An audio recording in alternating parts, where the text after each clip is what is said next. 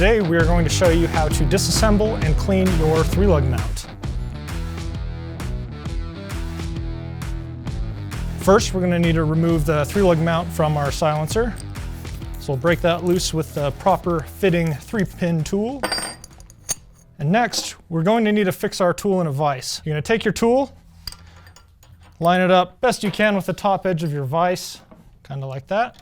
Cinch that down to hold it nice and tight. And I will say, most people probably won't ever need to clean their 3-lug mount realistically. This one's had, I believe, around 4,000 or 5,000 rounds through it, and it actually still works just fine.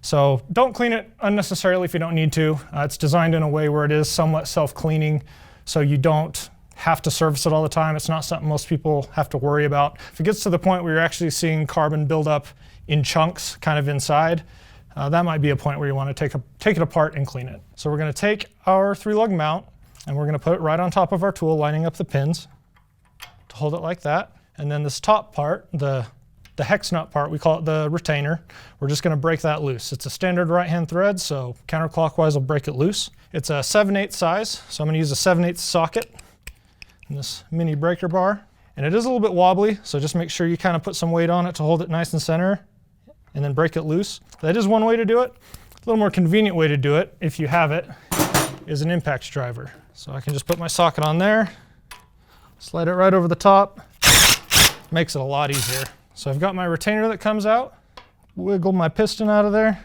So I've got all my pieces apart now. Got the 3-lug housing, the retainer, the spring, and the piston, which has an O-ring on it. And if you're taking this apart, check your O-ring, make sure it's not damaged. If it has any significant cracks or gashes in it, you might want to replace it. I mean, if you're taking this apart, maybe just replace it anyway. It's a standard size 18 O-ring, which is the same size of O-ring we use in our piston retainers across our entire product line. So from here, just have to do a little bit of scrubbing. So I'm going to throw on some gloves because I'm going to be playing with some chemicals. To clean your components, these are all hardened 17/4 stainless steel, so you can be pretty aggressive with whatever you choose. I'm just going to use some CLP and a brush.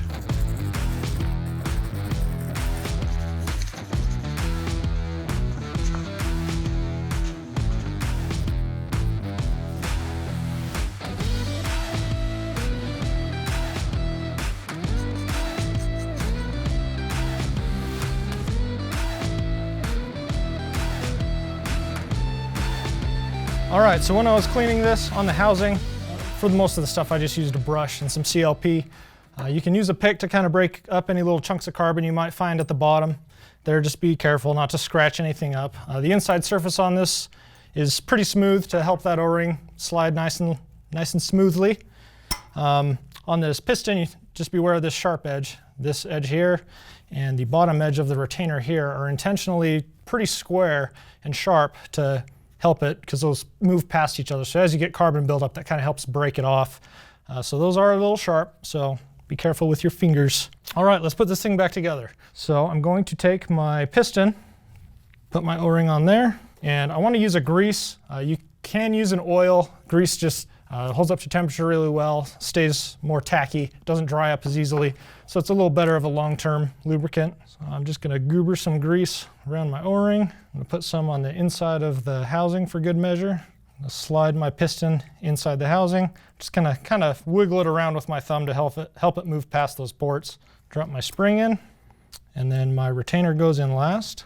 And I'm going to get that started with my fingers. And then from here, I'm going to put it back on my tool in the vise.